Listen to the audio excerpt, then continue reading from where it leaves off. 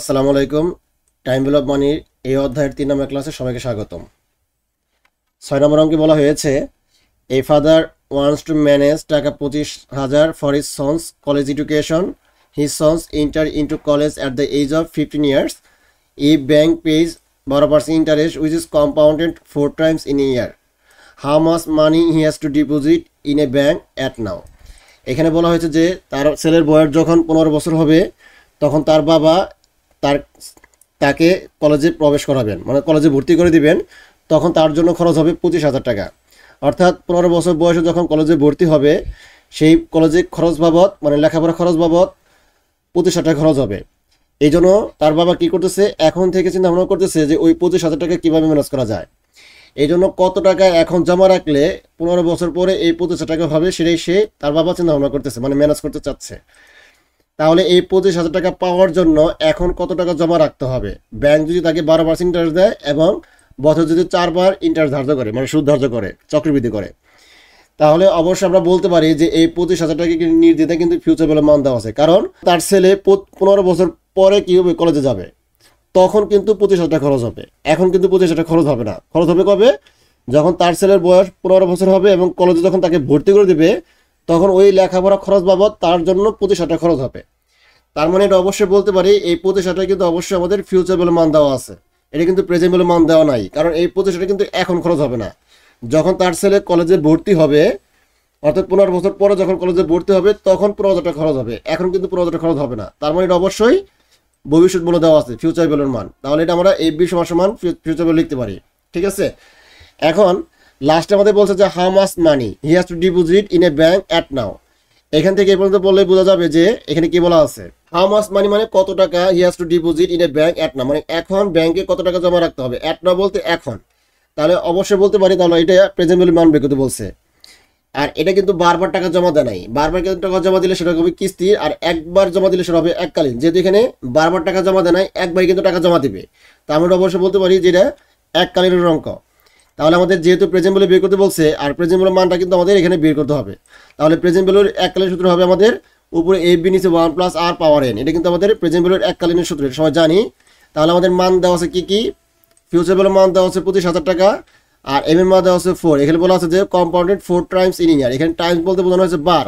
4 times মানে 4 বার বছরে, in a ইয়ার মানে বছরে, বছরে 4 বার চক্রবৃদ্ধি করা হবে। তাহলে আমাদের এখানে এম এর মান হবে 4, আর 4 times in a year যে কথা, আর কোয়ার্টারলি কিন্তু একই কথা। আমরা জানি কোয়ার্টারলি বললে 3 মাস পর বছর 4 বার চক্রবৃদ্ধি ধার্য করা হয়। আর এখানে সরাসরি বলে দিচ্ছে যেহেতু 4 times মানে 4 বার, তাহলে এখানে আমাদের এম এর মান হবে 4 হবে। এই জন্য আর এর মানকে 4 দ্বারা ভাগ করতে হবে এবং এন এর মানকে 4 দ্বারা গুণ করতে হবে। আর আর এর মান হবে এখানে আমাদের 12%, আর 12কে আমাদের 100 দ্বারা ভাগ করলে সেটা পয়েন্টে রূপান্তর হয়ে যাবে, এই যে 0.12। এটাকে আমরা যদি 4 দ্বারা ভাগ করি আমাদের বের হবে 0.03। আর এখানে এন এর মান হবে আমাদের যেহেতু 15 বছর ছিল, এই 15কে যদি আমরা 4 দ্বারা গুণ করি আমাদের বের হবে 60 বের হবে। এখন এই মানগুলো এই সূত্রের মধ্যে বসিয়ে ক্যালকুলেশন করে দিলে কিন্তু আমাদের অঙ্কটা হয়ে যাবে। আশা করি তোমরা সবাই এই 6 নম্বর অঙ্কটা সম্পূর্ণ বুঝতে পেরেছো। 7 নম্বর অঙ্কে বলা হয়েছে if you wish to save a portion of earning from job this year to make your first tuition payment next semester. অর্থাৎ মনে করো তুমি একটা জব করো, সেই জবের বেতন থেকে কিছু একটা অংশ তুমি জমা রাখবা যাতে করে সামনের বছরের টিউশন ফিটা তুমি, মানে কলেজের টিউশন ফিটা তুমি পরিশোধ করতে পারো। A year from now tuition fee will be taka 600। তার মানে সামনের বছর যে টিউশন ফি দরকার, সামনের বছর 600 টাকা দেওয়ার জন্য এখন তুমি কত টাকা ব্যাংকে জমা রাখবা সেটা কিন্তু তোমাদের এখানে বের করতে বলছে। ব্যাংক যদি তোমাকে 5% ইন্টারেস্ট দেয় আর বছর যদি একবার চক্রবৃদ্ধি ধার্য করে, তাহলে how much money must you put, কত টাকা তোমাকে জমা রাখতে হবে ইন দ্য ব্যাংক নাও এখন, মানে ব্যাংকে এখন, ইন অর্ডার টু হ্যাভ টাকা 600 নেক্সট ইয়ার, সামনের বছর 600 টাকা পাওয়ার জন্য এখন কত টাকা ব্যাংকে জমা রাখতে হবে স্পষ্টভাবে কিন্তু বলে দিচ্ছে। তার মানে অবশ্যই প্রেজেন্ট ভ্যালু মান বের করতে বলছে যে প্রেজেন্ট ভ্যালু হোয়াট। আর ফিউচার ভ্যালু বুঝবো কীভাবে, যেহেতু আমরা সামনের বছরের টিউশন ফি দিব 600 টাকা, সামনের বছরের মানে 1 বছর পরে টিউশন ফি দিব 600 টাকা। তার মানে এই 600 টাকা অবশ্যই আমাদের ফিউচার ভ্যালু মান দেওয়া আছে। আর এর মানও হবে 1, কারণ এটা সামনের বছরের তথ্য বলা আছে, সামনের বছরের টিউশনের জন্য। তাহলে সামনের বছর বলতে 1 বছর বোঝানো হয়েছে। তাহলে আমাদের এখানে এন এর মানও হবে 1, আর এফ বির মান হবে কত 600, আর এর মান হবে 0.05। এই 5%কে 5কে 100 দ্বারা ভাগ করলে আমাদের কিন্তু পয়েন্টে রূপান্তর হয়ে যাবে। তোমরা যদি এইভাবে বুঝতে না পারো তাহলে এই 5কে সরাসরি 100 দিয়ে ভাগ করবা, ভাগ করলে আমাদের কিন্তু এই 0.05টা বের হয়ে যাবে, অর্থাৎ 5%কে পয়েন্টে রূপান্তর করলে 0.05 আসবে। আর আমাদের পিবি মানটা বের করতে বলছে, আর পিবির মানের এক লক্ষ আমরা সবাই জানি, যারা 6 নম্বর অঙ্কে দেখে দিলাম পিবি সমান উপরে এ বিনিস 1 প্লাস আর পাওয়ার এন। এখন এই মানগুলো এই মানগুলো আমরা এই সূত্রের মধ্যে বসিয়ে ক্যালকুলেশন করে দিলে কিন্তু আমাদের এই অঙ্কটা হয়ে যাবে। আশা করি তোমরা সবাই এই 7 নম্বর অঙ্কটি সম্পূর্ণ বুঝতে পেরেছ। 8 নম্বর অঙ্কে বলা হয়েছে এটি জাতীয় বিশ্ববিদ্যালয় অনার্স ফার্স্ট ইয়ার 2019 সালে অ্যাকাউন্টিং বিভাগে আসছিল। এখানে বলা হচ্ছে যে what will be the compounded value. Compounded বলতে বোঝানো হয় future value, terminal value, compounded value, এগুলো কিন্তু একই কথা। তার মানে কম্পাউন্ডেড ভ্যালু বলতে বোঝানো হয় ফিউচার ভ্যালুকে বোঝানো হয়। যেহেতু এখানে স্পষ্টভাবে বলছে যে what will be the compounded value, মানে ফিউচার ভ্যালু বের করার জন্য বলছে। আফটার 5 ইয়ার 5 বছর পরে ব্যাংক হ্যাভিং টাকা 5 লক্ষ টাকা। তার মানে তোমার কাছে এখন 5 লক্ষ টাকা আছে, সেই 5 লক্ষ টাকা যদি ব্যাংকে জমা রাখি তাহলে 5 বছর পরে কত টাকা হবে সেটাই বের করতে বলছে। ব্যাংক যদি তোমাকে 12.5% ইন্টারেস্ট দেয় এবং বছর যদি এখানে দুইবার বলা আছে যে বাই মান্থলি আর হলো কোয়ার্টারলি, যদি বছরে বাই মান্থলি বলতে বোঝানো হয় যে 2 মাস পর পর সুদ ধার্য করবে। 2 মাস পর যদি সুদ ধার্য করা হয় তাহলে বছর হবে 6 বার। আর কোয়ার্টারলি বলতে বোঝানো হয় 3 মাস পর পর সুদ ধার্য করা, তাহলে 3 মাস পর যদি সুদ ধার্য করা বছর হবে 4 বার, তাহলে এম এর মান 4 হবে। আর বাই মান্থলির ক্ষেত্রে আমাদের এম এর মান 6 হবে, মানে 6 বার হবে। তাহলে আমাদের এখানে বলছে যে 5 লক্ষ টাকা যদি এখন ব্যাংকে জমা রাখি, এখন আমরা অবশ্যই এটা প্রেজেন্ট ভ্যালু মান দেওয়া আছে, তাহলে পিবি সমান 5 লক্ষ টাকা আর এম এর মান হবে 6, যেহেতু এখানে বাই মান্থলি বলা আছে। আর বাই মান্থলি বলতে বোঝানো হয় 2 মাস পর পর সুদ ধার্য করা। বছর যদি 2 মাস পর পর সুদ ধার্য করা হয় তাহলে 1 বছরের মোট 6 বার ধার্য করা হবে, এই জন্য এখানে এম এর মান হবে 6। তাহলে আমাদের এই আর এর মানকে 6 দ্বারা ভাগ করতে হবে এবং এন এর মানকে 6 দ্বারা গুণ করতে হবে। এখানে আর এর মান ছিল আমাদের 12.5%, এটাকে 100 দ্বারা ভাগ করলে আমাদের কিন্তু এই মানটা বের হয়ে যাবে যে 0.1250, এই মানটা বের হয়ে যাবে। আর এই মানকে আমাদের এম এর মান 6 আসলে 6 দ্বারা ভাগ করলে আমাদের এই মানটা বের হয়ে যাবে। আর এন এর মানকে আমার কত ছিল 5 বছর, আর 5 বছরকে আমাদের 6 দ্বারা গুণ করলে আমাদের 530 আসবে, ঠিক আছে। এখন এই মানগুলো এই সূত্রের মধ্যে বসিয়ে ক্যালকুলেশন করে দিলে কিন্তু আমাদের অঙ্কটা হয়ে যাবে, মানে কঠিন কিছু না, তোমরা শুধু কয়েকবার প্র্যাকটিস করে দেখো অঙ্কটা হয়ে যাবে, ঠিক আছে, কোনো কঠিন কিছু না। তারপরে আমাদের বি নাম্বারে সেম একই, শুধু এখানে 6 এর জায়গায় 4 হবে আর বাকি কাজগুলো একই হবে, অর্থাৎ আর এর মানকে 4 দ্বারা ভাগ করতে হবে এবং এন এর মানকে 4 দ্বারা গুণ করতে হবে। ভাগ এবং গুণ করার পর যে মানটা বের হবে সেই মানটা এই সূত্রের মধ্যে আর এবং এন এর মান বসাবে, এখানে আর এর জায়গায় বসাবে যে মানটা আর এন এর জায়গায় বসাতে হবে 20, মানটা ক্যালকুলেশন করে দিলে কিন্তু আমাদের এই মানটা বের যাবে। সেম, কোনো পার্থক্য নাই, এখানে 6 দিয়ে কাজ করতে হবে আর এখানে 4 দিয়ে কাজ করতে হবে, সূত্র সবই একই থাকবে। আশা করি তোমরা সবাই এই 8 নম্বর অঙ্কটা সম্পূর্ণ বুঝতে পেরেছ। 9 নম্বর অঙ্কে বলা হয়েছে ইউনিট টাকা 2 লক্ষ ফর ইউর ডটার্স ম্যারেজ। তার মানে তোমার মেয়ের বিয়ের জন্য 2 লক্ষ টাকা প্রয়োজন। You want to get marriage your daughter after 18 years who're just born. তুমি তোমার মেয়েকে 18 বছর পরে বিয়ে দিতে চাও যিনি এইমাত্র জন্মগ্রহণ করেছে, অর্থাৎ তোমার মেয়ে এইমাত্র জন্মগ্রহণ করেছে। এই মেয়ে যখন বড় হবে অর্থাৎ 18 বছর বয়স হবে তখন তুমি তোমার মেয়েকে 2 লক্ষ টাকা খরচ করে বিয়ে দিবা।